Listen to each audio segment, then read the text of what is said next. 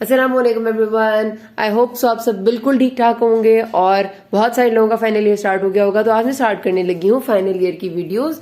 मैंने आपको जिस तरह पहले भी कहा था कि मैं सबसे पहले आपको स्टार्ट दूंगी कि बुक्स कौन सी लेनी है और कौन सी बुक्स हैं जो आपने सारा साल फॉलो करनी है, और एग्जैक्टली मैं आपको वही बताऊंगी जो कुछ मैं फॉलो करती हूँ। ठीक है, क्योंकि जाहिर सी बात है कि जो डिफरेंट स्टूडेंट्स डिफरेंट तरह की चीजें चाह रहे होते हैं। कुछ ऐसे स्टूडेंट्स होते हैं जो सारा साल पढ़ते हैं, मतलब साल के पहले दिन से शुरू करते हैं और आखिरी दिन तक पढ़ते हैं।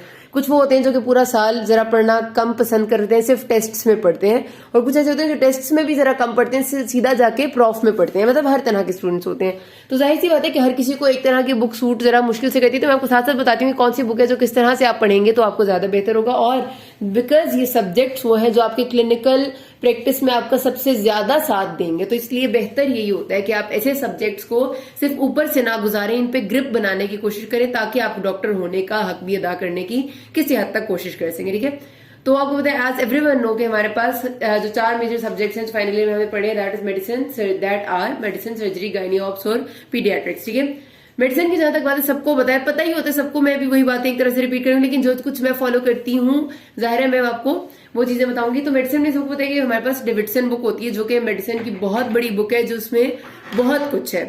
ठीक है, अब लोग ये कहते हैं कि जाहिर सी बात है बहुत सारे लोग क्वेश्चन करते हैं, बहुत सारे स्टूडेंट्स ये पूछना चाहते हैं कि भाई हम डिस्टिंक्शन लेना चाह रहे हैं तो हम किस तरह लेके हम पूरी डेविडसन पढ़े। मैं आपको सीधा सीधा बात बताऊं, देखिए डिस्टिंक्शन इज नॉट, अगर मैं आपको ये बताऊं ना कि डिस्टिंक्शन आने की जहां तक बात है तो ये कभी भी इस बात पे डिपेंड नहीं कर रही होती कि आपने बुक कितनी मोटी पढ़ी है। Smart study is very important in that case. ठीक है, डिस्टिंक्शन लेने के लिए, क्योंकि बहुत सारी चीजें आपको पता है, आपने देखी होंगी कि पास्ट पेपर्स में रिपीट हो रही होती है। और कई बार ऐसा होता है कि आप बहुत बड़ी किताब से पढ़ते हैं, बड़ी किताब से रिटेन रखना जरा मुश्किल हो जाता है, तो उसके बाद आपको एंड में चीजें भूल रही होती हैं जब आपने पास्ट क्वेश्चंस नहीं देखे होते और चीजें सारी पास्ट पेपर से आई होती हैं। बच्चे जिन्हें पास्ट पेपर के होते हैं वो आपसे अच्छे नंबर ले जाते हैं। मैं ये कभी नहीं कह रही कि इसकी वजह से आप बड़ी बुक ना पढ़ें, लेकिन आप स्टडी करें, अच्छी वाली स्टडी भी करें, लेकिन साथ साथ आप स्मार्ट स्टडी को भी जरूर साथ रखें। देखिए, बहरहाल फिलहाल बुक्स की बात करते हैं तो मेडिसिन की बहुत बड़ी बुक है डेविडसन, मेजर डेविडसन है, और एक उसकी मिनी फॉर्म भी आती है मिनी डेविडसन, और दूसरी जो किताब है वो है हमारे पास कैप्लन की स्टेप अप।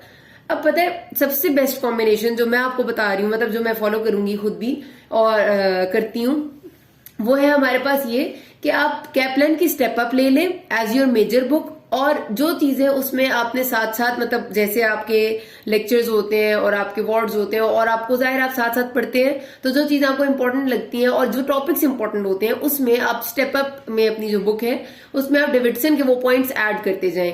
अब डेविडसन आप मेजर भी ले सकते हैं, जो मिनी डेविडसन है वो भी साथ ले सकते हैं, और उसमें दोनों में से जिसमें से आप चाहेंगे वो पॉइंट्स आप कैप्लन में ऐड करते जाएं। एक्चुअली डेविडसन जो मेजर है वो बहुत ज्यादा एक्सटेंसिव है, पूरा साल भी आप पढ़ेंगे तो भी एंड में रिटेन रखना मुश्किल हो जाता है। फाइनल ईयर का टोटल आपका जो सारा सिलेबस है ना वही बहुत ज्यादा है। सर्जरी पूरी की पूरी है, गायनी ऑप्स पूरी है, पीड्स पूरी है। अगर आप सिर्फ एक डेविडसन लेके पूरा साल चलेंगे ना तो आपके लिए मुश्किल हो जाएगा। मतलब एक नॉर्मल स्टूडेंट, एवरेज स्टूडेंट के लिए तो वाकई बहुत मुश्किल हो जाएगा, लेकिन जो कहते हैं कि वो बहुत एक्स्ट्रा ऑर्डिनरी है उनके लिए भी मैं, मतलब ठीक है, अगर कोई पढ़ना चाहते तो आई वॉन्ट, मैं ये नहीं कहूंगी कि वो ना पढ़े, लेकिन जो रिकमेंडेशन है मेरी वो ये है कि आप कैप्लन की step up as your major book ले लें, क्योंकि वो बहुत अच्छी किताब है और बहुत कुछ कवर हो जाता है। मेजर चीज होती है कॉन्सेप्ट बनाना। डेविडसन बड़ी इस वजह से है क्योंकि डेविडसन आपको अगर एक बीमारी के बारे में बताती है ना तो वो बीमारी से नहीं शुरू करती डायरेक्ट, वो एनाटॉमी, एम्ब्रियोलॉजी, फिजियोलॉजी, फिर फार्माकोलॉजी, पैथोलॉजी, सब चीजें कवर करके उसको लेके आती है। अगर आपने अपने पिछले सालों में अपनी फार्माकोलॉजी, अपनी जो फिजियोलॉजी थी, फार्माकोलॉजी तो है, फिजियोलॉजी और पैथोलॉजी अच्छे से पढ़ी है तो आपको स्टेप अप में कोई मसला नहीं होगा। ठीक है, क्योंकि स्टेप अप आपकी जब डिजीज को एक्सप्लेन करती है तो वो डायरेक्ट जरा डिजीज की पे आती है, वो पिछली सारी नॉलेज को उतना ज्यादा दोबारा से एक्सप्लेन नहीं करती।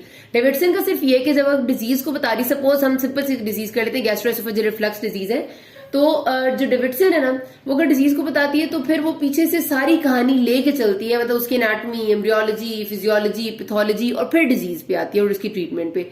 स्टेप अप ऐसा नहीं करती। स्टेप अप जो हमारी जरूरत की चीज है ना, जाहिर इस वक्त हमें मेडिसिन में जो हमसे ज्यादा पूछा जाएगा मेडिसिन के साइंस, सिम्टम्स, ट्रीटमेंट, इस किस्म की चीजें होंगी, क्योंकि फिजियोलॉजी और पैथोलॉजी हम पढ़ चुके हैं ऑलरेडी, पता होना जरूरी है, लेकिन जो पूछा जाता है वो ज्यादातर और चीजें होती हैं। तो स्टेप अप उन चीजों पे ज्यादा कॉन्सेंट्रेट करती है जो हमसे अभी पूछी जाती है, और पुराने कॉन्सेप्ट्स पे ज्यादा जोर नहीं देती क्योंकि वो इतनी एक्सटेंसिव नहीं है। तो फॉलो करने के लिए इसलिए स्टेप अप ज्यादा अच्छी है क्योंकि ये कंसाइज है एज कम्पेयर टू डेविडसन। तो मैं तो ये है आपको रिकमेंड करूंगी कि आप सारे स्टेप अप कैप्लन की लें, और डेविडसन में जैसे जैसे मैं आपको लेक्चर्स पढ़ाऊंगी तो मैं साथ साथ बताती जाऊंगी भाई ये चीज है जो यहाँ नहीं है, जो आपको ऐड करनी है वो आप साथ साथ ऐड करते जाएं। और अगर कोई चीज कॉन्सेप्ट में नहीं भी समझ आती, इंशाल्लाह मेरी पूरी कोशिश होगी कि मैं आपको हर चीज एक्सप्लेन करूं through out the year.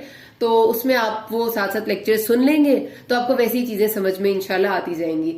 Instead of studying whole Davidson the whole year, वो मुश्किल हो जाएगी, काफी मुश्किल हो जाएगी। ठीक है, तो ये मेडिसिन के लिए कॉम्बिनेशन बेहतर है। अगर आपको स्टेप अप कैप्लन के साथ मेजर डेविडसन से प्रॉब्लम हो रही है तो आप कैप्लन के साथ मिनी डेविडसन ले लें और मिनी डेविडसन में से पॉइंट्स अपने पास ऐड कर लें तो भी it's fine, it's very much fine, कोई मसले की बात नहीं है। ठीक हो गया? अच्छा, ये बहुत इंपॉर्टेंट सब्जेक्ट है, बहुत बड़ा सब्जेक्ट है और याद रखना कि ये सबसे ज्यादा इस्तेमाल होता है आपकी अगली लाइफ में, क्योंकि आपको हर रोजमर्रा के जो मामलात और जो मसाइल आपके घर वाले, आपके आसपास वाले बता रहे होते हैं मुझे ये हो गया, मुझे वो हो गया, वो मेडिसिन से रिलेटेड सबसे ज्यादा होते हैं। ठीक है, सर्जरी के भी होंगे, गायनी ऑप्स के भी होंगे, लेकिन वो कम होंगे, सबसे ज्यादा मेडिसिन होंगे। मेडिसिन पे बहुत अच्छी ग्रिप बनानी है और हमेशा सबसे पहले मेडिसिन पढ़ना इसलिए शुरू करनी है क्योंकि जब आप मेडिसिन को पढ़ लेते हैं ना, मतलब सारे सब कुछ साथ साथ लेके चलें, लेकिन जो लोग एक सब्जेक्ट को पहले पढ़ना पसंद करते हैं, मतलब उन लोगों के लिए बता रही हूँ। वैसे मेरी रिकमेंडेशन है और मैं खुद भी यही फॉलो करती हूँ कि मैं सारे सब्जेक्ट साथ साथ लेके चलती हूँ, लेकिन फिर भी जो लोग एंड में पढ़ते हैं उनके लिए जो गलत करते हैं बेसिकली वो ये कि मेडिसिन को पहले जरूर करें, क्योंकि इसके अंदर ना आपके पीड्स के भी टॉपिक कवर हो जाते हैं और आपके सर्जरी के भी चीजें कवर हो जाती हैं। ये बहुत बड़ा सब्जेक्ट है, याद रखना। ठीक है, बहुत इंपॉर्टेंट है, अच्छे से करना है। सर्जरी के आपको पता है सबको, दो किताबें, एक डोगर है, एक बेले एंड लव है। ठीक है, बेले एंड लव अगेन वही बात है कि बड़ी किताब है, बहुत एक्सटेंसिव किताब है। कभी भी मेजर बुक के तौर पे आप पूरा साल अगर इसको पढ़ेंगे तो फायदा नहीं है, लेकिन इसमें से मसला ये है कि हमारे पास बहुत सारे एमसीक्यूज हैं जो कि इसमें आते हैं। ये एक बात मैं बताना भूल के, मेडिसिन को हमने दो पार्ट्स में डिवाइड किया होता है, मेडिसिन 1 एंड मेडिसिन 2। तो जो मेडिसिन 1 है उसमें आपके कुछ टॉपिक्स है, मेडिसिन 2 में कुछ टॉपिक्स हैं, दोनों के लिए किताबें यही चलेंगी। जो सर्जरी है उसको दो टॉपिक्स में डिवाइड किया होता है, दो पार्ट्स में, सॉरी, एक जनरल सर्जरी होती है, एक सिस्टेमिक सर्जरी होती है। दोनों के लिए आपने मेजर बुक को हमेशा अपनी डोगर ही रखना है, इसलिए क्योंकि बेले एंड लव पूरी की पूरी नहीं पढ़ी जा सकती, पढ़ी ही नहीं जा सकती। मैं कभी भी नहीं रिकमेंड करूंगी कि आप इसको पूरा साल पढ़ें, आपका दिमाग खराब हो जाएगा, बहुत ज्यादा है। ठीक है, डोगर को हम मेजर बुक लेंगे।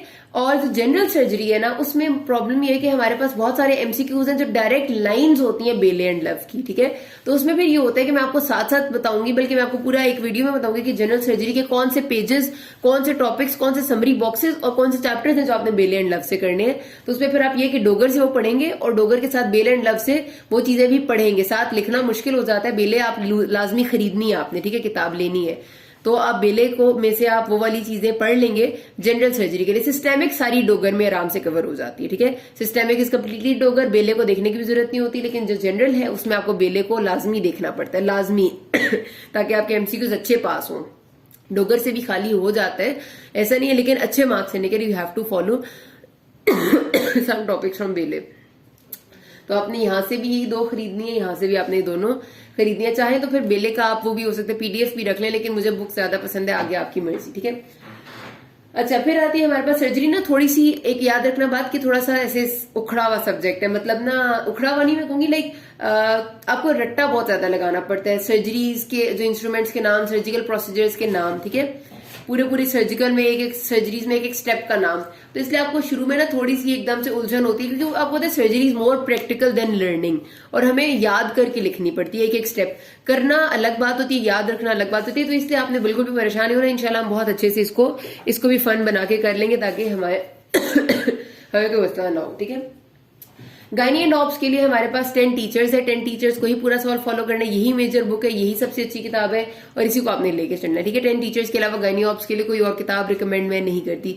एक किताब है अरशद चौहान, ये आप समझ ले, जो बायोकेमिस्ट्री की आपको याद है, वो हमारे पास एक हुआ करती थी बायोकेमिस्ट्री की किताब मुश्ताक की, बहुत एक्सटेंसिव लिखा होता है, लोकल राइटर की किताब है और बहुत एक्सटेंसिव है और पैराग्राफ्स पे पैराग्राफ्स लिखे हुए हैं। ठीक है, लिखा हुआ अच्छा है, लेकिन इतना ज्यादा लिखा हुआ है और एक ही रंग में है और पैराग्राफ से पैराग्राफ से कि बंदे से पढ़ना मुश्किल हो जाता है। तो आपने मेजर बुक में 10 टीचर्स को फॉलो करना है और जो चीजें मैं आपको लेक्चर्स में साथ साथ बताती जाऊंगी वो आपने अरशद चौहान से अपने पास 10 टीचर्स में लिख लेनी है या फिर साथ अटैच कर लेनी है, जैसे आपको बेहतर लगे। लेकिन वो करना इसलिए जरूरी है ताकि आपके मार्क्स अच्छे आ सके और आपकी कोई चीज मिस ना हो। This is the best combination. ठीक है, अगर आप अरशद चौहान को मेजर बुक के तौर पर लेके चलेंगे ना तो आपके लिए बहुत मुश्किल हो जाएगा, क्योंकि उसमें इतना एक्सटेंसिव है और जरा पढ़ने में थोड़ा ऐसे ना बोरिंग सा है, तो आपसे पढ़ा नहीं जाएगा। 10 टीचर्स ना बिल्कुल जतोई की तरह है, जिस तरह आई की जतोई थी ना, मतलब जरा कलरफुल सी लिखी हुई है, हेडिंग्स में बनी हुई है, इस तरह की किताबों को पढ़ना आसान होता है। तो इसके साथ आपने अरशद चौहान में से चीजें ऐड करते जाना है, जैसे मैं आपको लेक्चर्स में बताती जाऊंगी, मैं अलग से वीडियो में भी आपको बता दूंगी। ठीक हो गया, लेनी आपने ये भी, मतलब आप दोनों ले लें तो ज्यादा अच्छी बात है, नहीं तो अर्शद चौहान किसी सीनियर से ले लें अपने। लेकिन 10 teachers use your main book in this case. Peds में आपकी परवेज अकबर ही होती है। Parvez Akbar is your major book, और अब यही बुक है आपने पढ़नी है।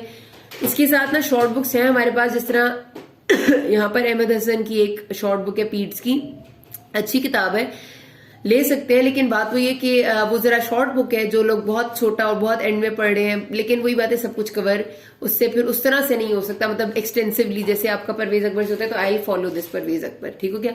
तो ये आगे आपकी सारी बुक्स की कहानी। इंशाल्लाह अब हम फाइनल ईयर के लेक्चर स्टार्ट करेंगे कल से।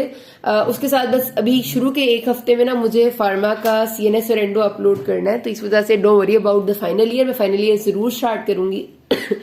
बीच में CNS के थोड़े बहुत लेक्चर्स आ गए, तो आपने ये नहीं कहना कि फाइनल ईयर को मैं शायद भूल रही हूँ, ऐसी बात बिल्कुल भी नहीं है। वो पूरा साल अभी इंशाल्लाह चलनी है। किसी को कोई भी मसला होता है, you can always ask me. Thank you.